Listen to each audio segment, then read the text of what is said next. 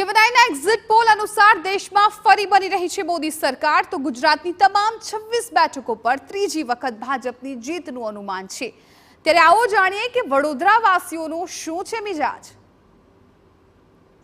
લોકસભા માટેની મત ગણતરીના હવે કલાકો ગણાઈ રહ્યા છે, ત્યારે જનતા કોને મત આપ્યો છે અને હવે કયા પ્રકારનું એક્ઝિટ પોલ જણાઈ રહ્યું છે, કોની સત્તા આવશે અને કોને સીટ ગુમાવવાનો વારો આવશે, કોની સરકાર બનશે, તેને લઈને વડોદરાના નગરજનો આપણી સાથે હાજર છે, વડોદરાના યુવાનો પણ હાજર છે, તેમની સાથે વાત કરીશું। 2024નું વર્ષ લોકસભા ચૂંટણી હતી,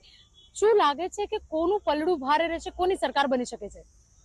જોતા ધ્યાનમાં જ આવે છે કે બીજેપી સરકારનો નારો જ હતો કે 400 પાર, એટલે કોન્ફિડન્સની સાથે હવે તો જોઈએ તો ઓપોઝિશન તો 400 પારના જ પેલા ચુંગલમાં ફસાઈ ગયેલી કે હવે તો શું કરવું, આ તો સરકાર તો એમની બનવાની છે, તો 100% સરકાર તો બીજેપીની જ આવવાની છે। 4 તારીખે પરિણામ બી સારા જ આવવાના છે। બિલકુલ, ગુજરાતની જો વાત કરીએ, ક્ષત્રિયોનું આંદોલન, તમામ જે આંદોલનો છે તેની વચ્ચે શું લાગે છે કોને ફાયદો થશે? ચોક્કસ રીતે આપણે કહી શકીએ કે કોંગ્રેસનું જેમ એ લોકોએ રાજપૂત આંદોલનમાં કોંગ્રેસે 1-2 સીટ પર વેગ પકડ્યો હતો,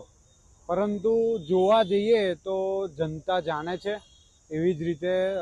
સરકાર ભાજપની બની શકે છે। હા, એમાં 26-26 આવી શકે છે। બિલકુલ, જે રીતે સરકાર ભાજપની બનવાની જઈ રહી છે, ત્યારે અન્ય લોકો પણ શું વિચારે છે તે પણ જાણવાનો પ્રયત્ન કરીએ। જે રીતે ભાજપની સરકારની વાત કરી રહી છે, પરંતુ એક્ઝિટ પોલના જે પ્રમાણેના આંકડા બતાવી રહ્યા છે, લાગી રહ્યું છે ભાજપ 400 ને પાર પહોંચશે?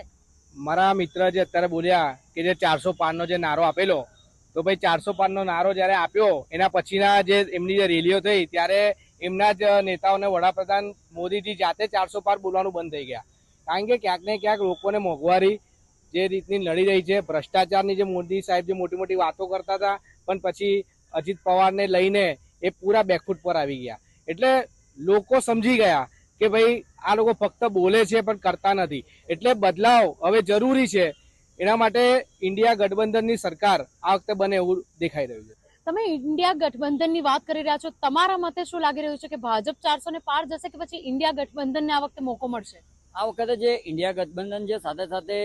અનેક સરકારોની વાત ચાલતી હોય, ત્યારે ખાસ કરીને ભારતીય જનતા પાર્ટી 400 પાર,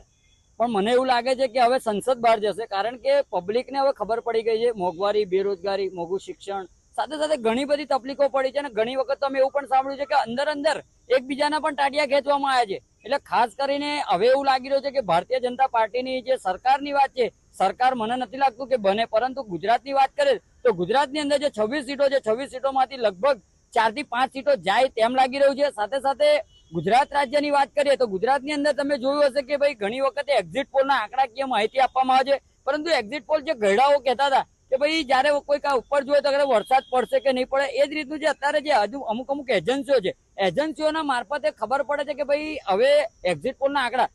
એક્ઝિટ પોલ સાચું પણ છે, એક્ઝિટ પોલ લાગી રહ્યું છે કે ખોટું પણ સાબિત થાય છે, પરંતુ આ કંઈક ને કંઈક લાગી રહ્યું છે કે આ વખતે ભારતીય જનતા પાર્ટીનું જે શાસન છે એ છીનવાઈ જશે તેવું લાગી રહ્યું છે। બિલકુલ, વડોદરાની જો વાત કરીએ તો પહેલા ઉમેદવાર તરીકે ભાજપ દ્વારા રંજનબેન ભટ્ટને રિપીટ કરાયા હતા, બાદમાં વિવાદ થતા ઉમેદવાર બદલ્યા છે। વડોદરાનું જે રીતે મતદાન થયું છે, 62% ઉપર મતદાન થયું છે, લાગી રહ્યું છે કે વડોદરાની અંદર પણ સીટમાં ફેરફાર આવશે, કોંગ્રેસ કે ઇન્ડિયા ગઠબંધનને કે અન્ય કોઈ ઉમેદવારને મોકો મળી શકે?